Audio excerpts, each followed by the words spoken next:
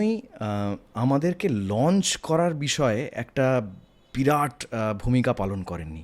মানে উনি from the very beginning he was very sure যে আমাদেরকে বলে দিয়েছিলেন যে তোমরা নিজেরা নিজেদের সিদ্ধান্ত নেবে, ভুল করলে তোমাদের দোষ, ঠিক হলে তোমাদের কৃতিত্ব। তো তখন বাগনখ বলে একটা টেলিফিল্ম উনি বানাচ্ছিলেন, তাতে আমাকে দিয়ে অভিনয় করান প্রথম, এবং আমি বুঝতে পারি যে হচ্ছে না, পাচ্ছি না করতে, আচ্ছা, একদমই হচ্ছে না। এবং কৌশিক গাঙ্গুলি ভীষণভাবে চেষ্টা করছেন। সব পড়া হয়ে যাওয়ার পরে ঋতুদা বললেন, গৌরব তুই এই রোলটা করবি না, এই রোলটা ও করবে, তুই ওই রোলটা করবি। আমি ভেতর থেকে ধ্বংস হয়ে গেলাম, যে আমার মনে হলো যে ঋতুদার আমার অভিনয় পছন্দ হয়নি।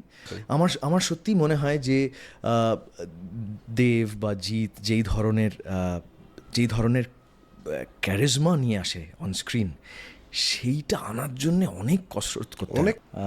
বাবা মা তখনই হওয়া উচিত যখন তুমি বাবা মা হওয়ার জন্যে মেন্টালি প্রিপেয়ার্ড। কারণ বাবা মা হওয়াটা কিন্তু খুব সহজ ব্যাপার নয়।